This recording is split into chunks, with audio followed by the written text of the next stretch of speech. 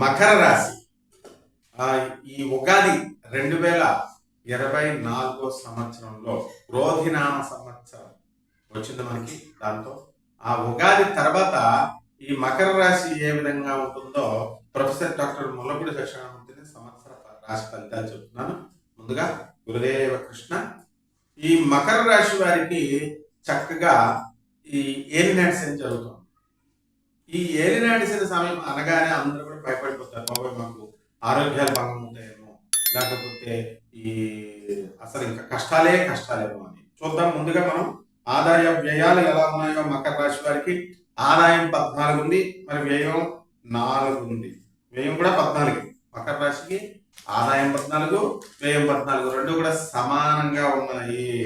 అలాగే రాజపూజ్యం 3, తర్వాత అవమానం 1, అంటే మీకు గౌరవాలు బాగా ఉన్నాయి అన్నమాట ఈ మకర రాశి వారికి.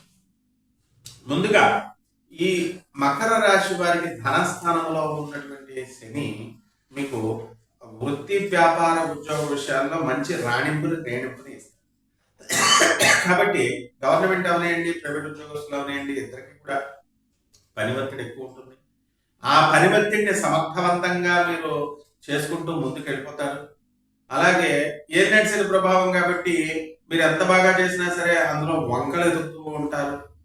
మీకు మీ ఆఫీసర్లు, మీ కొలీగ్స్, మీ యొక్క సబార్డినేట్స్ వెతకపోయినప్పటికీ కూడా మీ దగ్గర మీ కస్టమర్స్ మిమ్మల్ని సరైనటువంటి అప్రిసియేషన్ మీకు ఇవ్వకుండా ఉంటారు. తద్వారా కాస్త మనశ్శాంతి లోపం అనేటటువంటిది జరుగుతుంది. అయితే 3వ ఇంట ఉన్నటువంటి రాహువు మీరు అన్ని పనులు కూడా సమర్థవంతంగా ధైర్యంగా చేసుకెళ్ళిపోతారు. మీరు మెస్మరిజం అనేటటువంటిది మీకు వచ్చేస్తుంది. అవతల వాళ్ళని మీరు మీ మాటల చాతుర్యంతో అవసరమైతే మాయ చేసి పడేసి మీరు పనులు పూర్తి చేసుకుంటారు అని మనం చెప్పచ్చు అనమాట.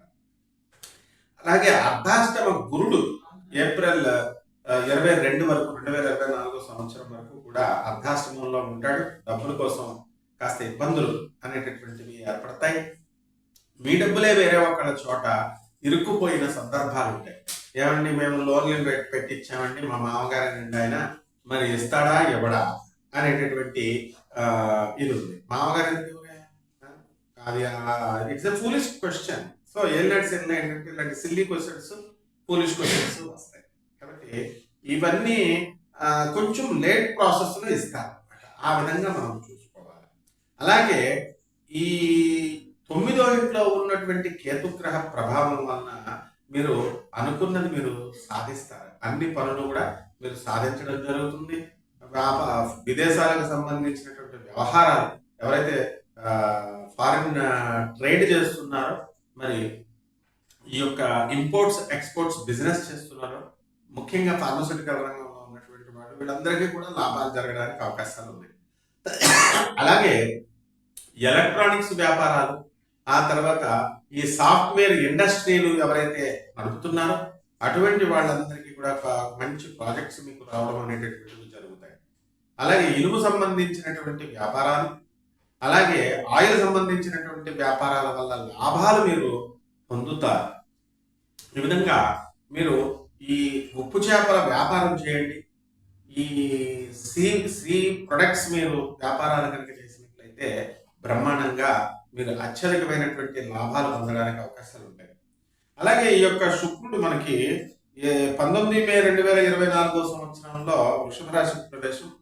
అక్కడ సంతానం లేనటువంటి వాళ్ళకి సంతానం కలగడానికి అవకాశాలు ఉన్నాయి. వివాహం కానటువంటి వాళ్ళకి వివాహాలు అవడానికి అవకాశాలు ఉన్నాయి. అలాగే ఈ యొక్క శని మరి 29 జూన్ 2024 సంవత్సరంలో మనము 15 నవంబర్ 2024 వరకు కుంభరాశిలో రెట్రోగ్రేడ్ అవుతున్నాడు. అటువంటి సమయంలో మీకు ఆర్థికంగా కొంత ఇబ్బందులు ఏర్పడడానికి అవకాశాలు మీకు ఉంటాయన్నమాట. అలాగే ఈ యొక్క రవి మనకి 16 సెప్టెంబర్ 2024 సంవత్సరంలో కన్యారాశి ప్రవేశం చేస్తుంది.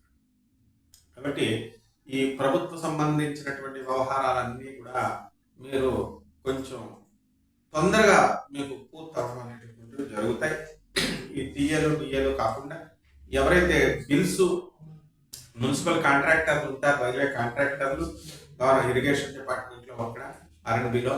మరి అటువంటి వాళ్ళందరికీ కూడా ప్రభుత్వం నుంచి మీకు రావాల్సినటువంటి అన్ని బిల్స్ కూడా మీకు తిరిగి వచ్చేస్తాయి. అలాగే ఈ యొక్క కుజుడిని మనం చూసుకున్నప్పుడు 12 జూలై 2024 సంవత్సరంలో వృషభ రాశి సంచారం చేస్తున్నాడు.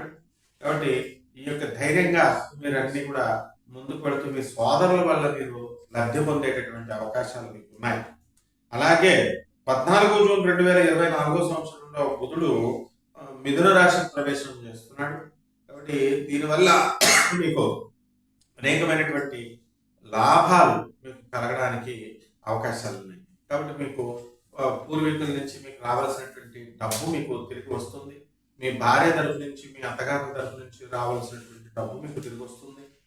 అలాగే మీకు ఈ స్కూల్స్ ఎవరైతే నడుపుతున్నారో, కాలేజెస్, అటువంటి వాళ్ళు ఎక్కువ సంపాదించడానికి అవకాశాలు ఉన్నాయి. హాస్పిటల్స్ మంచిగా డాక్టర్లు వీళ్ళంతా కూడా మంచి బాగుపడతారు. మరి ఈ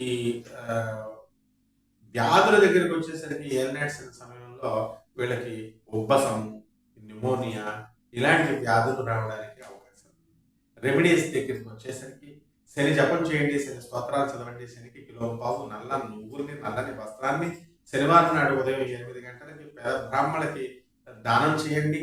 అలాగే దశమహావిద్యల్లో ఒకటైనటువంటి మహాకాళి అమ్మవారి యొక్క హోమాన్ని మీ ఇళ్లలో జరిపించుకోండి. అలాగే ఈ యొక్క శనివారం నాడు శ్రీ వెంకటేశ్వర స్వామి వారికి కానీ, ఆంజనేయ స్వామి వారికి కానీ మీరు ఇంట్లో పూజ చేసుకోండి. అలాగే నవగ్రహాల చుట్టూ మీరు తిరగండి, శనికి తైలాభిషేకాన్ని చేసుకోండి శనివారం నాడు. ఈ విధంగా మీరు 19 వారాలు కనుక చేసినట్లయితే ఈ సంవత్సరం మీకు చాలా బ్రహ్మాండంగా ఉంటుంది. శుభమస్తు.